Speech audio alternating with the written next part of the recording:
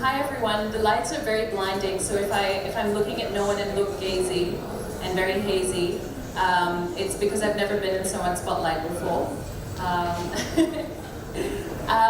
So yeah, I wanted to share with you how I've worked with social data, data from social media platforms, and dispel the myth that a lot of us have that social media platforms are evil. They're stealing all of our data and they're going to clone all of us and make like another alternative planet with all our evil clones. So let's talk about how data that social media platforms take from you and how can that actually benefit you. I have two instances where I myself have been very involved with social media data and have been the one who's semi-stalking you, right? The first time was on the 2nd of February. The 11th of February, I do the 2/11.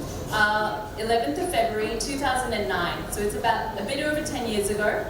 I was in Australia and we had bushfires. It's called, now known as Black Saturday fires. We lost 200 lives, which in a small country is huge. We had the space of England burned down, basically, and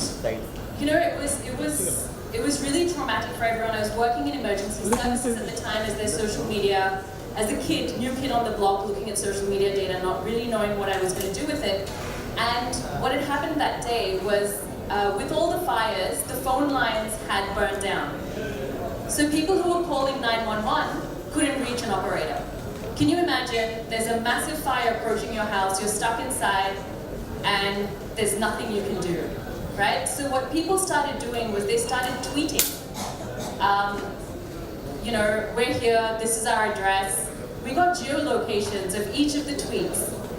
And that's how we figured out how to move our fire trucks. We had no idea, before people started tweeting, that this was even a possibility. We had no idea that we could save lives through Twitter. What ended up happening after that was that really, really swiftly, the chief of police said, okay, Twitter's the way to go. For the first time ever, we put out a tweet. That is the Australian Emergency Services first tweet that was ever put out was, all right, this is the triage format. If you can see flames, tweet with 1. If you can't see flames, you can smell smoke, tweet with 2, etc. And that helped us figure out exactly how swiftly to respond and where one fire truck was needed and unfortunately where we felt perhaps it was too late. So social media data in that sense actually physically helped save thousands, hundreds of thousands of lives. And that was all over the state of Victoria, which is where Melbourne is. So it was just a 2-3 hour drive away from Melbourne. After working with the police and emergency services, I started working in intelligence. So that's sort of like the intelligence community. You have RAW here, you have the CIA in the States. The funny thing is that we often look at events that have happened, terrorist events that have happened, and then say, oh, why couldn't our services prevent that? The thing is that there are more and more events that don't happen than those that do. Almost 10,000 to 1, right? And you never ever, it's a very thankless job working in the intelligence community because every victory you have, you can never speak of. And every failure you have is blown out of proportion. For you as a person, not for the country. So how does social media data that we collect help keep you safe?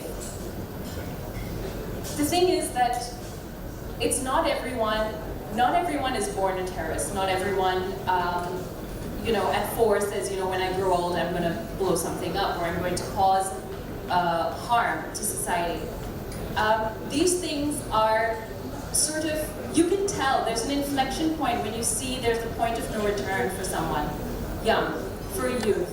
All of these people were once just kids with dreams, So it's tracking people across the world and looking at, where they fall into the red zone. Who's falling into the red zone and what kind of content can we play to them? What kind of options can we give them, whether in terms of employment opportunities, in terms of education, in terms of, re-indoctrination or non-indoctrination or whatever. So I think it's really, really key for us to know that social media keeps us safe, and all the data that's been mined about you, you're just a number. While I think people care about me, at the end of the day, to Facebook, to Google, I'm just a dot. I'm a nobody. I'm a nobody until I start to become something that's notable, right? So either I'm a celebrity and I become notable and I get a tick, then they might know of my existence, or if I'm behaving in a way that, may cause harm to other people.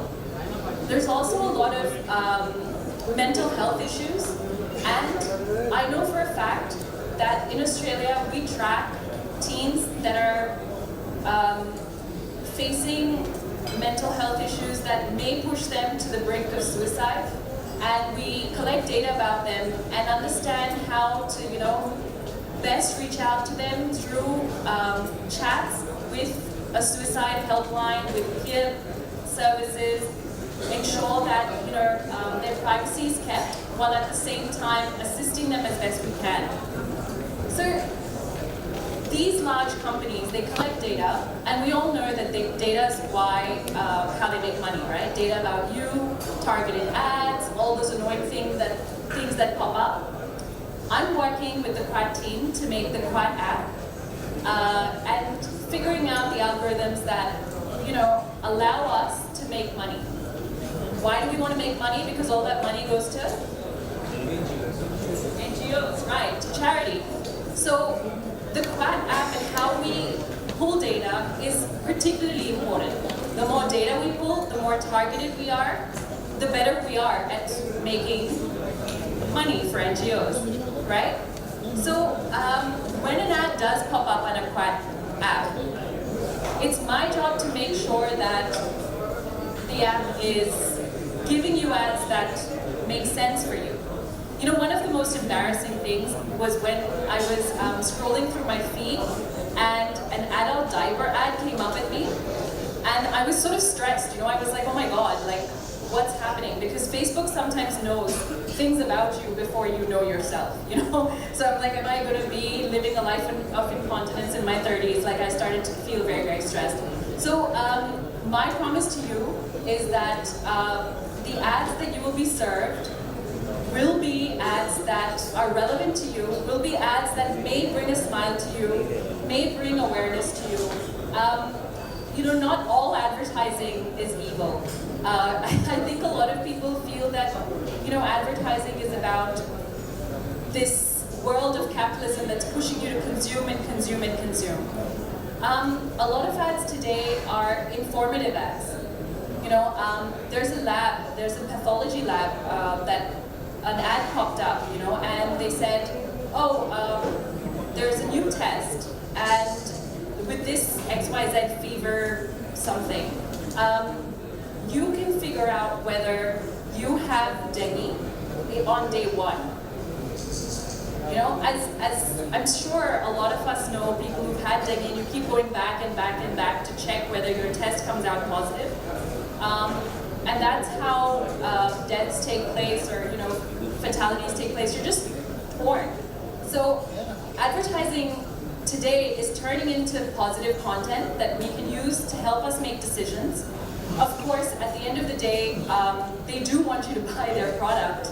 But I think ads are less slap in your face, buy me, and a bit more thoughtful. And if they're not thoughtful, you won't be buying their products, and their ad agencies will be fired. So, it's just a matter of time before crappy ads die forever.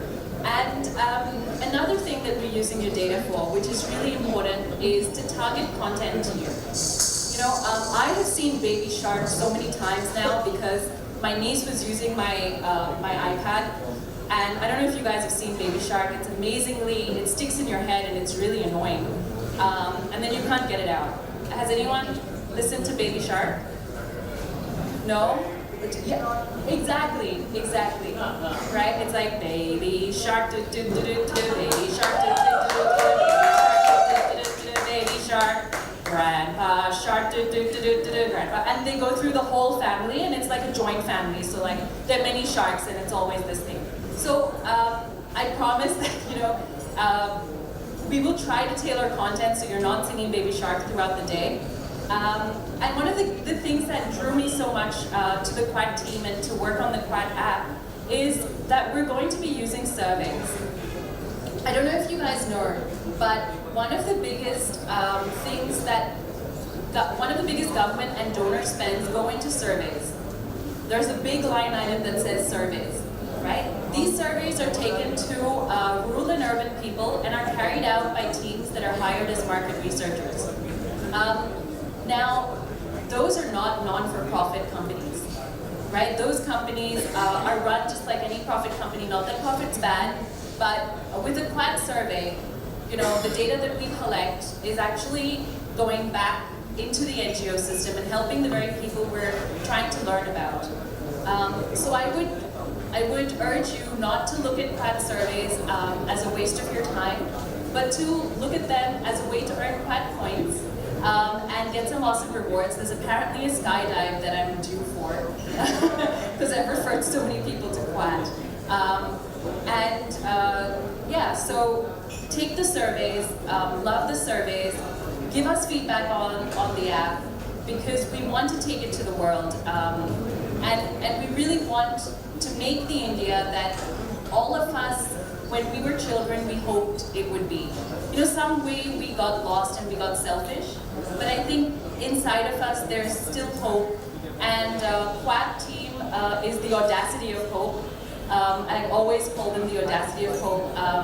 They're nuts, but they're the good kind of nuts that will change the world. Thanks. CWAT. Do good.